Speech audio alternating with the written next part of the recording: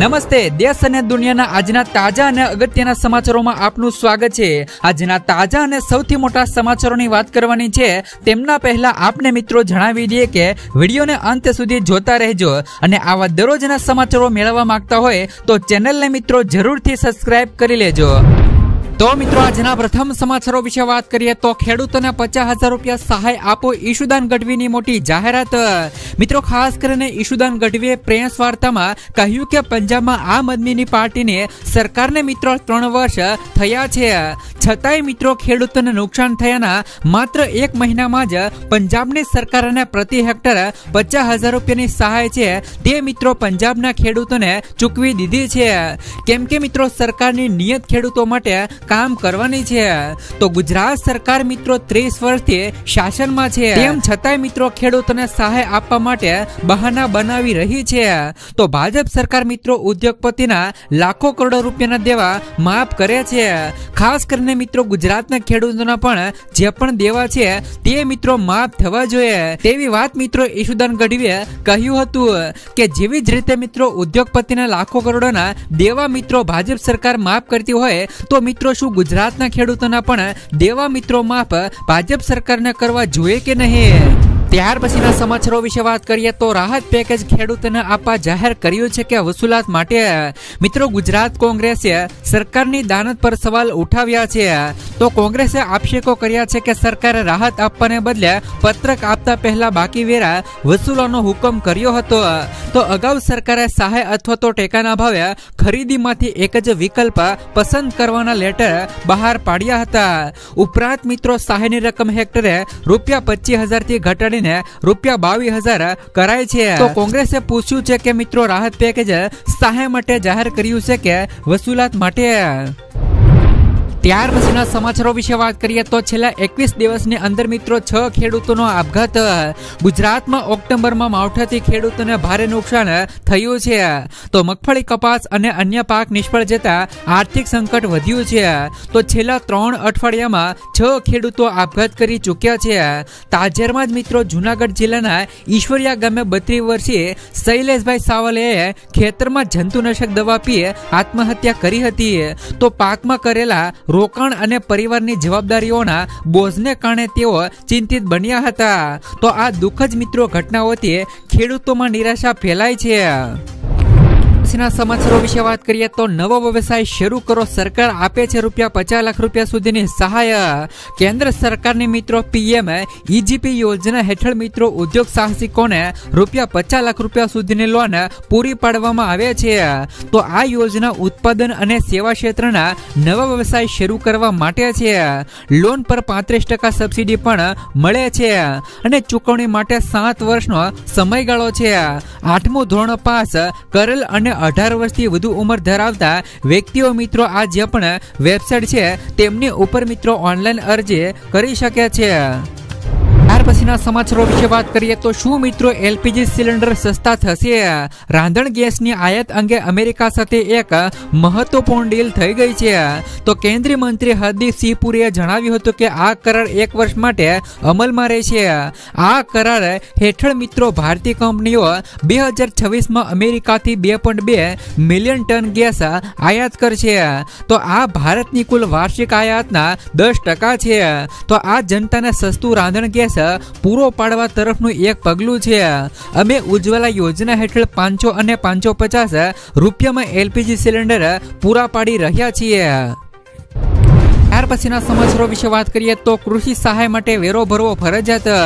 કૃષિ સહાય પેકેજ મેળવવા માટે ખેડૂતોને કેટલીક મુશ્કેલીઓનો સામનો કરવો પડતો હોવાના કિસ્સાઓ સામે આવ્યા છે, જેમાં અમરેલી જિલ્લાનો એક વિડીયો વાયરલ થયો છે, જેમાં આ વિડીયોની અંદર મિત્રો સરપંચ દ્વારા ખેડૂતો પાસે વેરો વસૂલાતો હોવાનો આક્ષેપ રહ્યો છે, જેમાં કહેવાયું છે કે ખેડૂતોને સહાય પેકેજનો લાભ મેળવવા માટે ફરજિયાત વેરો ભરવો પડશે।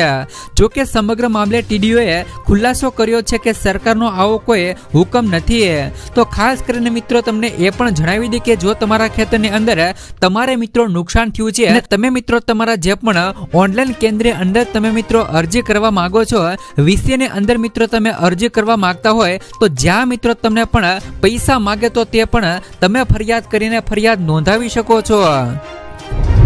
પછીના સમાચારો વિશે વાત કરીએ તો ઉદ્યોગપતિ કુંભાણી વતનની વહારે આવ્યા. ઉદ્યોગપતિ દિનેશ કુંભાણીએ કમોસમી વરસાદથી થયેલી નુકસાનીને ભરપાઈ માટે મિત્રો બાદલપુર, સાખડાવદર, સેમરાળા અને પ્રભાતપુરના 1200 થી વધુ ખેડૂતોને હેક્ટર દીઠ રૂપિયા 11,000 રૂપિયાની આર્થિક સહાય ચેક વિતરિત કર્યા હતા. તો ખોડલધામ પ્રમુખ નરેશ પટેલની હાજરીમાં યોજેલા આ કાર્યક્રમમાં કુંભાણીએ જણાવ્યું હતું કે આ પગલું વતન પ્રત્યેનો તેમનું ઋણ ચૂકવવાનો એક પ્રયાસ છે. ખાસ કરીને મિત્રો તમને જણાવી દે કે જે પણ દિનેશભાઈ કુંભાણી દ્વારા તેમના જ ગામના મિત્રો જે પણ 1200 થી વધુ ખેડૂતો છે તેમને મિત્રો પ્રતિ હેક્ટર 11,000 રૂપિયાની સહાય છે તે મિત્રો ચૂકવવામાં આવી છે.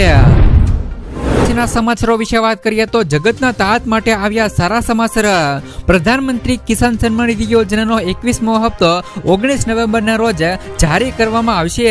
એટલે કે ખાસ કરીને મિત્રો તમને જણાવી દે કે આજે મિત્રો તમામ ખેડૂતોના ખાતાની અંદર જે પણ 21મો હપ્તો છે તે મિત્રો જમા કરવામાં આવશે. પંજાબ, હરિયાણા, હિમાચલ પ્રદેશ અને મિત્રો જમ્મુ કાશ્મીર સહિત કેટલાક રાજ્યોમાં 21મો હપ્તો પહેલેથી જ જારી કરવામાં આવ્યો છે. તો 19 નવેમ્બરના રોજ પીએમ મોદી બાકીના રાજ્યોના ખેડૂતોના ખાતામાં રૂપિયા એટલે કે આજે 2,000 રૂપિયા ટ્રાન્સફર કરશે. આનાથી દેશભરના 10 કરોડથી વધુ ખેડૂતોને ફાયદો થવાનો છે. ત્યાર પછીના સમાચારો વિશે વાત કરીએ તો પાક સહાયના ફોર્મ ભરવા દોડધામ. મિત્રો સાવલી તાલુકા સહિત રાજ્યભરમાં કમોસમી માવઠાના નુકસાન બાદ સરકારી સહાય મેળવવા ખેડૂતો 7, 12 અને 8 ઉતારા કઢાવવા જનસેવા કેન્દ્રોમાં દોડધામ કરી રહ્યા છે. સવારથી જ મિત્રો લાંબી કતારો લાગી રહી છે. તો ખેડૂતોના પાક બગાડી નાખતા મોટો આર્થિક ફટકો પડ્યો છે.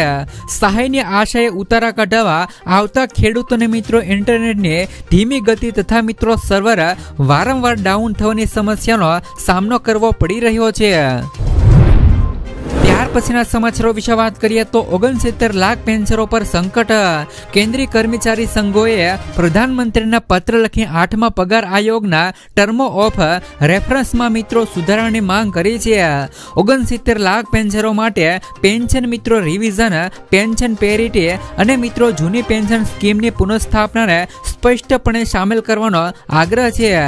ન્યાયમૂર્તિ રંજના પ્રકાશ દેસાઈની અધ્યક્ષતામાં રચાયેલા આયોગના ટીઓરમાં મિત્રો 7મા આયોગને હતી તે જોગવાઈઓ ગાયબ હોવાથી કર્મચારી પેન્શનરોમાં અસંતોષ ફેલાયો છે. ત્યાર પછીના સમાચારો વિશે વાત કરીએ તો કૃષિ સહાય પેકેજને લઈને મિત્રો અધિકારીઓનો ખુલાસો. જામનગર જિલ્લામાં કૃષિ સહાય પેકેજને લઈને સંબંધિત અધિકારીઓએ ખુલાસો કરતી જણાવ્યું કે જિલ્લામાં કૃષિ સહાય પેકેજના લાભો ખેડૂતોને સરળતાથી મળી રહે અને કોઈ પણ પ્રકારની તકલીફ ન પડે તે માટે જિલ્લા વહીવટી તંત્ર સંપૂર્ણ કટિબદ્ધ છે. તો જિલ્લા વિકાસ અધિકારી અંકિત પુન્નુએ જણાવ્યું કે તમામ કર્મચારીઓને આ કૃષિ સહાય પેકેજના રૂચારો પારદર્શી અને સમયબદ્ધ અમલ માટે તાકીદની સૂચનાઓ અપાઈ છે. ત્યાર પછીના સમાચારો વિશે વાત કરીએ તો ટ્રેક્ટર સહાય યોજના. મિત્રો ખાસ કરીને ટ્રેક્ટર તેમજ મિત્રો સાધનોમાં સહાય મેળવવા માટે અરજી કરવાની સાચી રીત જાણી લેજો. તો મિત્રો ખાસ કરીને જૂનાગઢ જિલ્લા ખેતી અધિકારીઓએ જણાવ્યું છે કે જિલ્લાના ખેડૂતો વર્ષ 2025 અને 26માં ખેતીવાડી ખાતા દ્વારા ટ્રેક્ટર 20 PTO HP ની વધુ અને 60 PTO HP સુધીના સાધનમાં સહાય મેળવવા માટે આ ખેડૂત પોર્ટલ ખુલ્લું મૂકવામાં આવેલ છે. અને જે માટે ઓનલાઈન અરજી પણ કરવા ખેડૂતોએ મિત્રો આ ખેડૂત પોર્ટલ પર તારીખ મિત્રો 15/11/2025 થી તારીખ મિત્રો 29/11/2025 સુધી એટલે કે 15 દિવસ દરમિયાન ઓનલાઈન અરજી કરી શકશે. વધુમાં કહ્યું કે આ અંગે વધુ જાણકારી આપના વિસ્તારમાં મિત્રો ગ્રામ સેવક, વિસ્તરણ અધિકારી, ખેતી અધિકારી, તાલુકા અમલીકરણ અધિકારી દ્વારા મિત્રો જણાવવામાં આવ્યું છે. તો તમને મિત્રો જણાવી દે કે દરેક ખેડૂતો માટે ખાસ કરીને નાના અને સીમાંત ખેડૂતો માટે ટ્રેક્ટર તેમજ મિત્રો તેમના મોંઘા સાધનો ખરીદવા આર્થિક બોજો બનતો હોય છે.